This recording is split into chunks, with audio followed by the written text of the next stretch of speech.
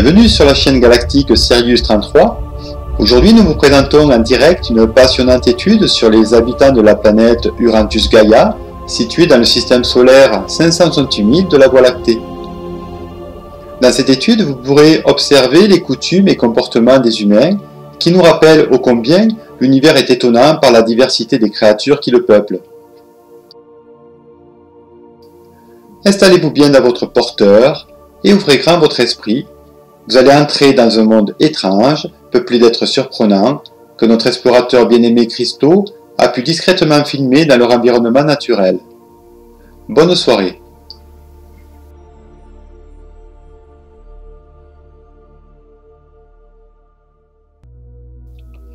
Les humains, des êtres étonnants, vivant sur une planète d'exception, Urantus Gaia, appelée aussi la Terre. Cette planète, gouvernée par un seul soleil, se trouve à l'opposé de notre galaxie. 6 unités de temps m'ont été nécessaires pour l'atteindre.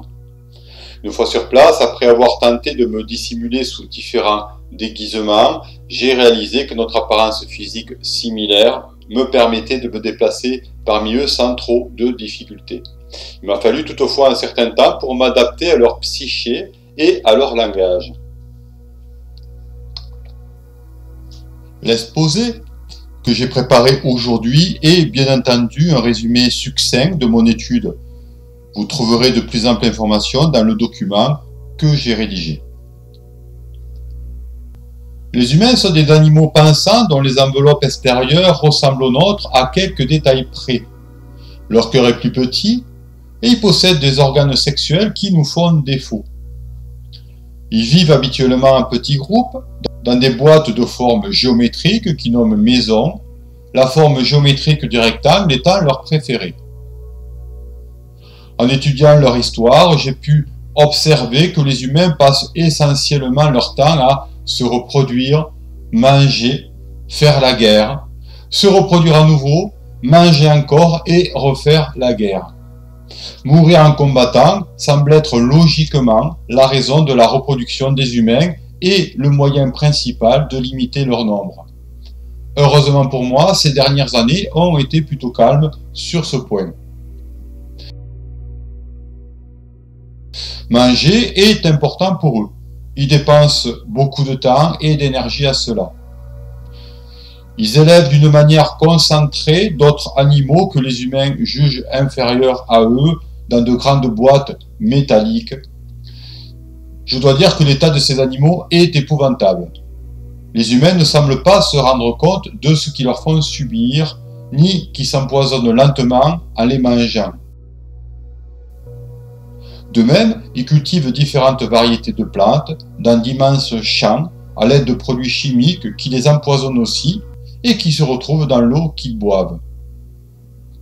Beaucoup d'entre eux respirent des sortes de tiges appelées cigarettes, remplies de ces mêmes produits toxiques, ou boivent des breuvages qui leur font perdre la tête.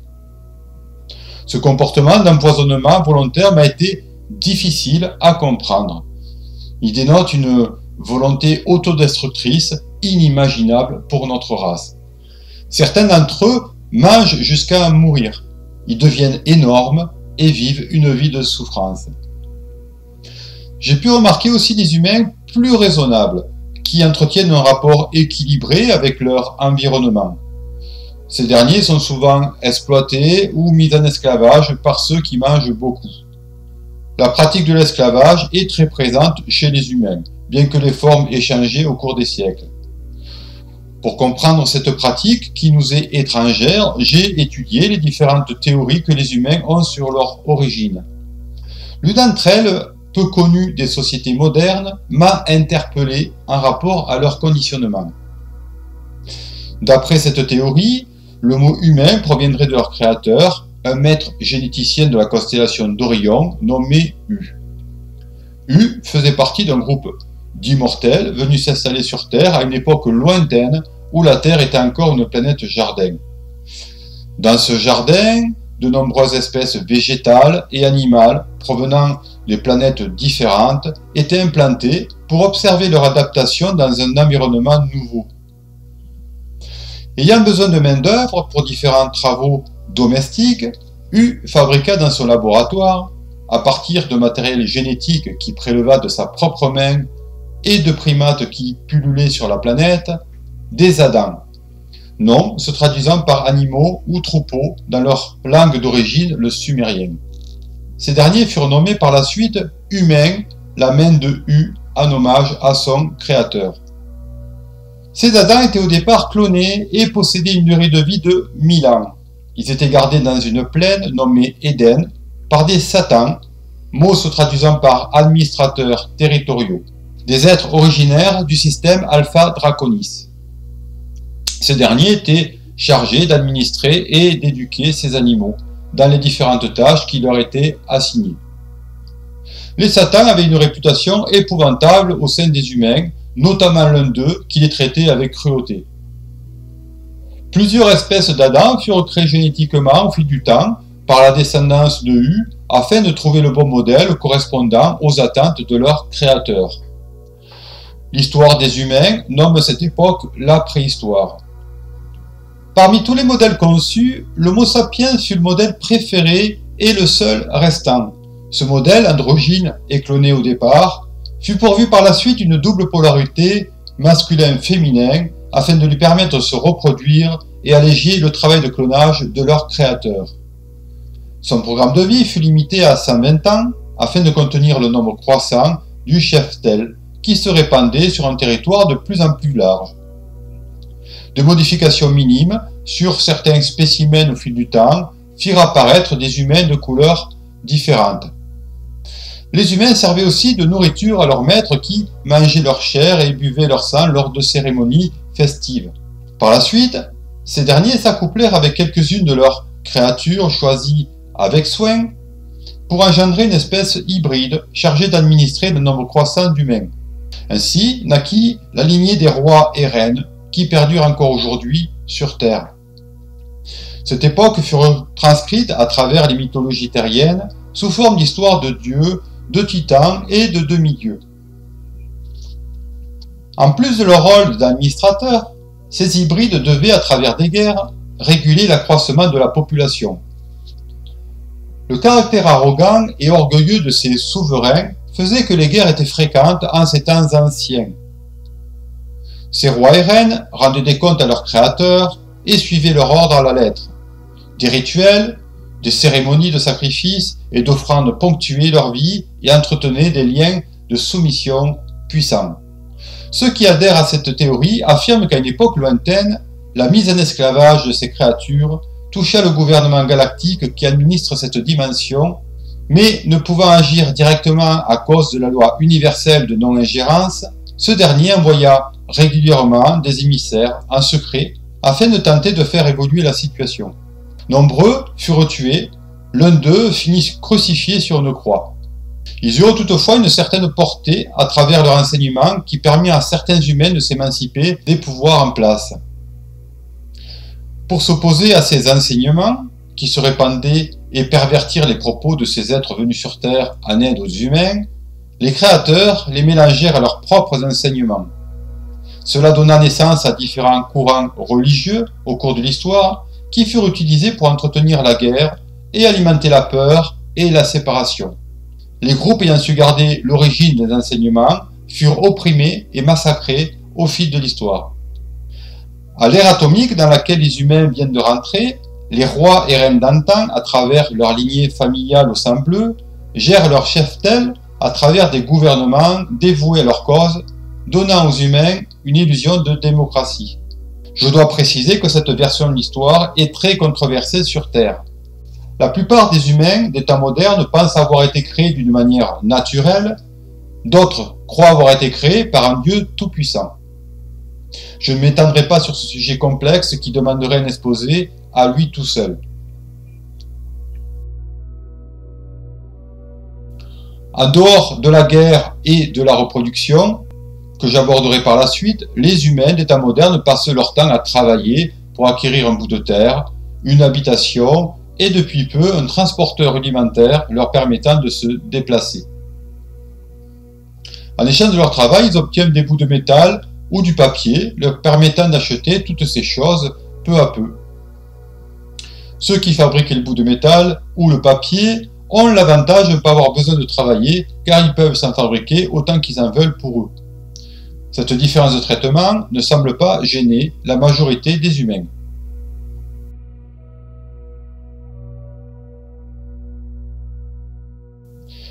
Actuellement, beaucoup d'humains vivent entassés dans de grands champs de boîtes empilés les unes sur les autres qui nomment villes, à la manière d'insectes vivant parmi eux. Ces villes sont polluées par les transporteurs qui les utilisent. D'autres humains vivent au milieu de leurs champs, d'autres encore vivent dans la nature. Ces derniers sont très différents de ceux habitant les villes. Ils semblent plus heureux et équilibrés. Nous pourrions sans aucun doute entretenir des rapports amicaux avec eux.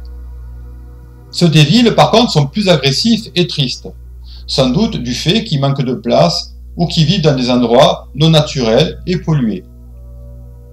Ils reçoivent la nourriture de ceux qui vivent dans les champs et qui empoisonnent leurs terres. Leur intelligence doit être amoindrie car peu se rendent compte qu'ils creusent ainsi leur propre tombe, proverbe imagé humain que je trouve adapté à la situation.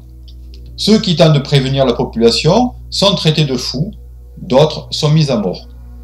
La reproduction les intéresse beaucoup. Ils sont très créatifs sur ce plan-là. À une certaine époque, il n'était pas rare qu'elles poussent certains humains mâles à s'entretuer pour un humain femelle lors de défis guerriers. Aujourd'hui, ces confrontations sont plus civilisées. Cela commence en général par une parade où chacun met en valeur ses atouts, l'intelligence et la courtoisie chez certains, la richesse chez d'autres, la puissance ou la dextérité chez d'autres encore. Une fois la femelle conquise, il s'ensuit des attouchements variés sur différentes parties du corps qui changent selon les époques et les cultures, mais qui restent toutefois centralisés sur leur bouche, leur poitrine et leur sexe. Ce dernier est différent selon le type masculin ou féminin de l'humain. Cette reproduction n'a pas toujours pour but de procréer. Elle leur procure aussi un certain plaisir qui nous est inconnu. Les attouchements se terminent en général par l'introduction du sexe mâle dans celui de la femelle, à travers diverses postures et par un va-et-vient bruyant, aboutissant à des cris plus ou moins effrayants.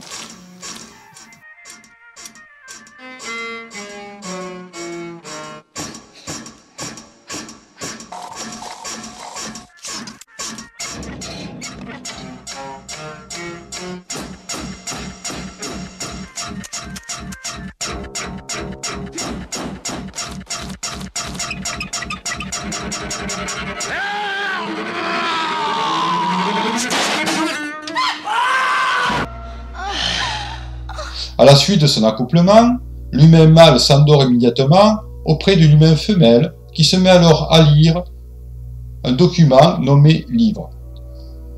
S'il y a fécondation, la femelle est alors heureuse et elle nourrira dans son ventre un hôte qu'elle nomme bébé durant 9 mois. Passé ce temps, le bébé est expulsé par la mère qui pousse alors des cris effrayants tant elle semble souffrir.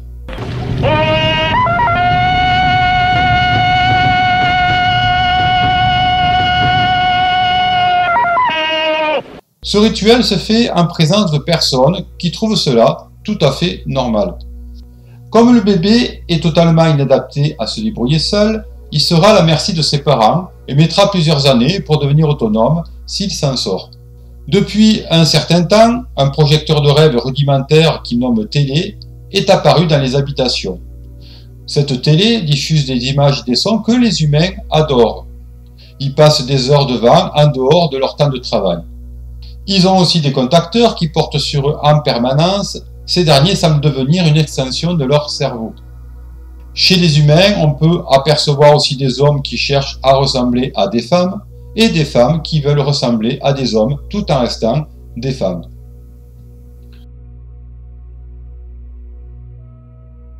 Sur le plan social, on peut discerner différentes hiérarchies regroupées en castes ou groupes sociaux.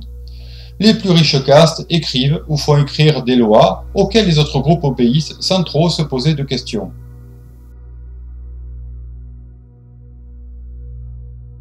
Un groupe de police s'occupe des personnes ne respectant pas ces lois. Ces personnes sont peu nombreuses. La majorité des humains aiment obéir aux lois, même si elles leur paraissent absurdes ou vont à l'encontre de leur intérêt. sans doute un conditionnement engrammé par des siècles d'esclavage. Étonnamment, malgré tous ces handicaps et limites imposées, certains humains se sont montrés capables d'exploits et de créativité étonnantes. Leur histoire est remplie d'œuvres d'art dignes de nos assembleurs de matière, comme nous les appelons chez nous. En voici quelques photos.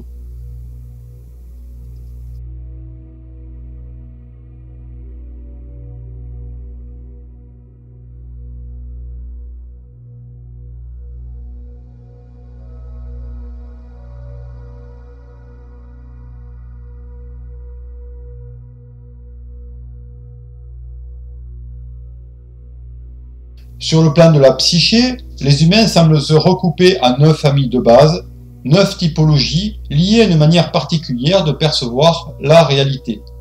Ce qui n'est pas étonnant, étant donné que ces 9 typologies sont universelles et se retrouvent, comme vous le savez, à tous les niveaux de la création. Chez nous, elles prennent une forme différente de la leur. Les humains possèdent une connaissance qu'ils nomment énéagramme pour décrire ces 9 profils. J'ai remarqué que les humains les plus évolués sur Terre avaient réussi à acquérir les qualités de chaque famille, qualités que nous chérissons, nous, peuple Sirius, depuis notre putain d'enfance. Ces humains-là, peu nombreux, seraient les bienvenus chez nous. J'ai pu en rencontrer quelques-uns et, malgré notre différence d'origine, nous avons pu rapidement avoir un échange fraternel. Leur capacité de clairvoyance leur a permis de discerner qui j'étais au-delà des apparences, ce qui, je dois l'avouer, a fait partie des moments les plus heureux de mon passage sur Terre. Le reste du temps, j'ai dû cacher ma véritable identité pour ma propre sécurité. En conclusion de cet exposé, je dirais que les humains ont encore de réels progrès à faire avant de pouvoir entrer dans notre confédération galactique. Leur immaturité est flagrante. Ceux qui pourraient prétendre à nous rejoindre sont encore trop peu nombreux. Je préconise donc de leur laisser quelques siècles de plus avant de revenir vers eux, pour voir quels progrès ils ont fait. Je rappelle pour finir que vous pouvez vous procurer un document détaillé de mes recherches et observations parmi ces humains dans cet ouvrage. Merci de votre attention.